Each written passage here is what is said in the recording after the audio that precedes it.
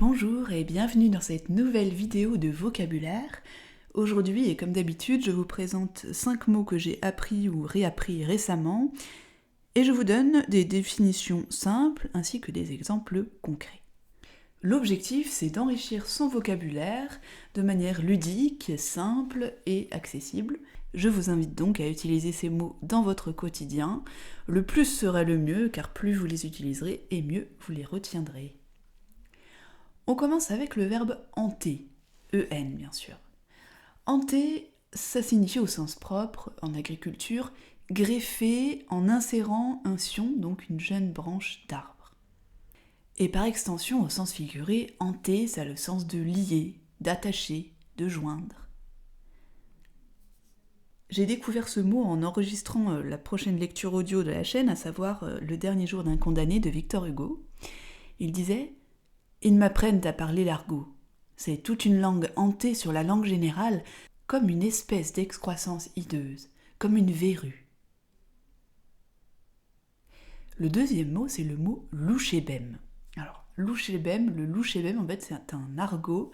C'est l'argot des bouchers de France, qui a été inventé au XIXe siècle, donc par les bouchers qui voulaient s'exprimer entre eux sans être compris de leur clientèle. Le principe, c'est qu'on va ajouter lem à la fin d'un mot. On va ensuite inverser le L de lem et la première lettre du mot. Donc par exemple, ça va donner boucher plus lem, donc boucher lem. Ensuite, louchébem, puisqu'on inverse le L et le B. Mot qui peut s'écrire louchébem, d'où justement le fameux louchébem. Un autre concept que j'ai appris récemment, c'est le concept du FOMO. En fait, c'est l'acronyme de Fear of Missing Out, donc la peur de rater quelque chose. Et en fait, le syndrome FOMO, ou l'anxiété de ratage, c'est une anxiété sociale qui se manifeste par la crainte de rater un événement, une nouvelle, etc. Et c'est d'ailleurs là-dessus que fonctionnent la plupart des algorithmes ou des réseaux sociaux, puisque les réseaux sociaux vont jouer sur le fait que vous voulez absolument ne rien rater, donc vous allez essayer de passer tout votre fil jusqu'à ce que vous ayez vu absolument toutes les publications de vos abonnements. Et idem avec Netflix par exemple, qui va vous passer les épisodes les uns après les autres pour vous inciter à tout regarder et à ne surtout à rien rater. Je vous donne une phrase d'exemple. Impossible pour moi de ne pas terminer cette série. Je sais que je vais y passer tout mon temps, mais que veux-tu, ça doit être mon syndrome FOMO. Le quatrième mot, c'est l'adjectif rétif, qui donne rétive au féminin.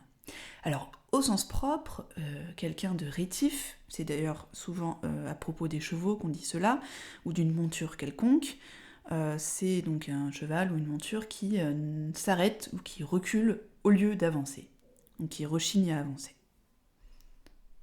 Et au sens figuré, par extension, quelqu'un de rétif, c'est quelqu'un qui est indocile, difficile à conduire, à persuader.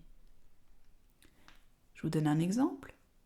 De nature rétive, Amélie n'accepte jamais mes bons conseils. Pourtant, ce n'est pas faute d'avoir tenté de la convaincre plus d'une fois. Et enfin, on termine avec le mot circonlocution.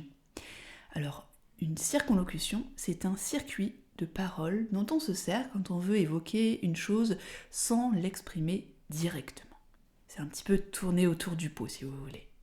Par exemple, après moult circonlocutions, presque 15 minutes de palabres, je finis par comprendre ce qu'elle voulait vraiment, partir en voyage avec moi.